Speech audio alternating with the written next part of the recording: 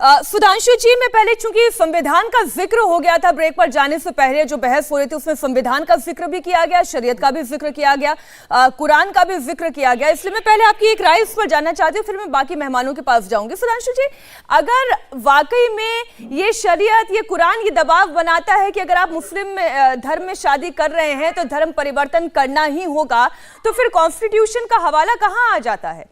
फिर कॉन्स्टिट्यूशन का औचित्य ही क्या रह जाता है जो ये कहता है कि चाहे आप किसी भी धर्म को मानने वाले हो, कहीं पे भी रहते हो, किसी से भी आपकी शादी हुई हो, आपके पास ये अधिकार है कि आप अपने धर्म का पालन कर सकते हैं, अपना रिलीजन एक्सरसाइज कर सकते हैं। लेकिन इस तरीके की बात जो हाफिज खान साहब ने कही कि ऐसी शादियों से होने वाले फिर बच्चे हराम होते हैं, ये सोच, ये मानसिकता और फिर कॉन्स्टिट्यूशन का हवाला, ये दोनों एक साथ जाते नहीं साथ में। ये सोच उनकी, देखिए यहां पर संविधान और मजहब में समस्या जानते हैं कहां से आ जाती है? क्योंकि यहां पर जिन दो धर्मों की बात कर रहे हैं उसमें जमीन आसमान का अंतर है। उदाहरण यह है कि हिंदू धर्म में कोई कन्वर्जन का कॉन्सेप्ट ही नहीं है, इस्लाम में कन्वर्जन से ही एक्सपेंशन होना है। हिंदू धर्म में तलाक का कोई कॉन्सेप्ट ही नहीं है। हमारे यहां शादी कॉन्ट्रैक्ट नहीं है, हमारे यहां शादी एक संस्कार है, इसीलिए माना जाता जीवन मृत्यु तक नहीं, 7 जन्मों का संबंध माना जाता, वहां एक कॉन्ट्रैक्ट है।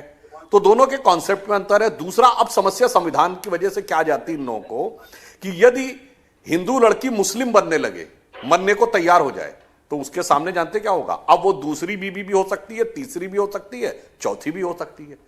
उसे तलाक भी आराम से दिया जा सकता है और तलाक के बाद उसको धेले भर का हर्जाना भी नहीं मिलेगा।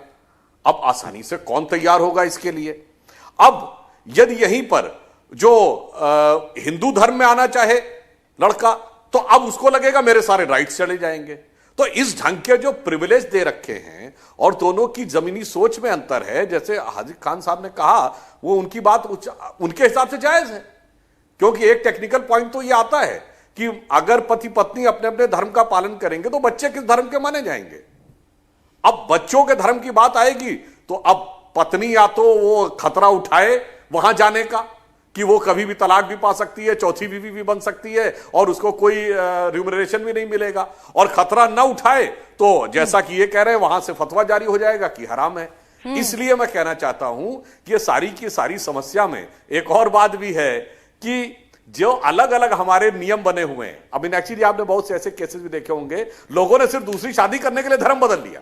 हाँ, बिल्कुल। यानी ये कितना बड़ा मजाक है संवैधानिक प्रावधानों का अपने व्यक्तिगत हित में। इसलिए इस विषय से जुड़े हुए बहुत से कॉम्प्लिकेटेड इशू, और एक पॉइंट और कहना चाहता हूं, यहां धर्म मजहब पॉलिटिक्स से अलग हटके, ये जो महिला एक्टिविस्ट, मुझे भी कहने का मौका दीजिएगा, लेफ्ट लिबरल एक्टिविस्ट है, वो कहां है भाई?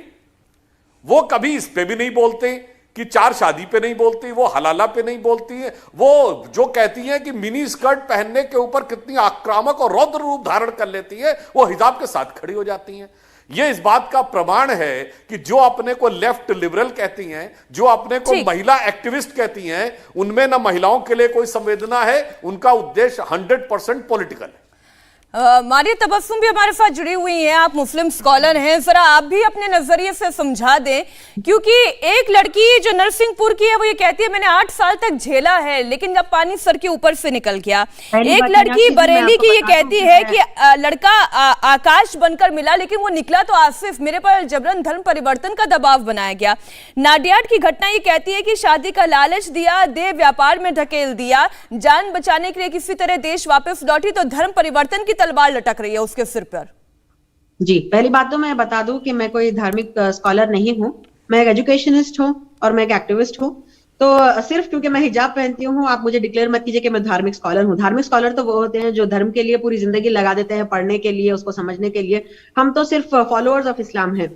तो हमारे यहाँ बचपन से हमने ये सीखा कि पहली बात तो किसी औरत पर भी जोर जबरदस्ती जुल्म ज्यादती करना जो है वो चाहे हिंदू हो मुसलमान हो वो बिल्कुल मना है। अगर अभी जो हमारे साथ है जो पीड़िता हैं उनके साथ ऐसा कुछ दुर्व्यवहार हुआ है तो उनका पूरा हक बनता है कि वो कानूनी कार्रवाई की जाए। लेकिन आप जिस ब्रैकेट के अंदर कानूनी कार्रवाई करना चाहते हैं क्यों ना आप उत्पीड़न के खिलाफ क्या दूसरे कोई केस दर्ज नहीं कर सकते? ये वाला केस ही क्यों, लव जिहाद जो आप कहती हैं, तो आपका उत्पीड़न हुआ है तो बिल्कुल बेशक उस पर कार्रवाई होनी चाहिए जो आपके पति थे या हैं। लेकिन इसको एक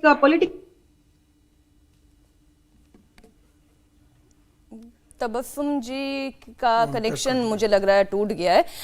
हमारे साथ एक और महिला एक्टिविस्ट जुड़ी हुई हैं, अनन्या जामवाल। अनन्या, जितनी बात में मारिया तबस्सुम की समझ पाए, उनका कहने का मतलब ये था कि महिला उत्पीड़न का केस दर्ज कराएं, ये लव जिहाद का मामला क्यों बना रहे हैं? वो इसमें पॉलिटिक्स ढूंढने की कोशिश कर रही थी। जी मैम पहले तो मैं कहना चाहूंगी कि जिन्हें भी लगता है कि वो पॉलिटिक्स का नाम लेके या शायरी मार के लव जिहाद का सच को झूठ में बदल देंगे, तो ऐसा बिल्कुल नहीं होने वाला है। सच को कोई बदल नहीं सकता। और जहां तक लव जिहाद की बात है, ये बहुत एक सच्ची घटना है और ये हुई है। और जो पीड़ित हैं उनकी हमने जो वीडियो देखी है अभी और जो वीडियो वायरल हो रही है, ये उन्होंने अपने मुंह से खुद बताया है कि उनपे क्या बीती है। और जहां तक ये बात करते हैं, मैंने ये सुना कि पैनलिस्ट ने ये भी कहा कि लव तो शायरी मार के कहा कि अगर उन्होंने लव किया है तो उन्हें मानना पड़ेगा कि उनको कौन सा धर्म वो करना है। तो हमारा कॉन्स्टिट्यूशन ये हमें राइट देता है कि हम अपना रिलीजन अपनी मर्जी से प्रैक्टिस करें। तो क्यों उनकी शादी के बाद ही उन्हें फोर्स किया जाता है कि वो नमाज पढ़ें? क्यों उन्हें फोर्स किया जाता है कि वो हिजाब पहने? क्यों उन्हें फोर्स किया जाता है कि वो नवरात्रों में नॉनवेज खाएं? उनकी अपनी मर्जी होनी चाहिए, उन्हें अपने रिलीजन प्रैक्टिस करने की अपनी एक राइट होना चाहिए। क्यों उनका धर्म परिवर्तन किया जाता है शादी के बाद? इंडिया टीवी हर वक्त हर जगह डाउनलोड करने के लिए सर्च करें India TV news Google play store या ऐप स्टोर पर।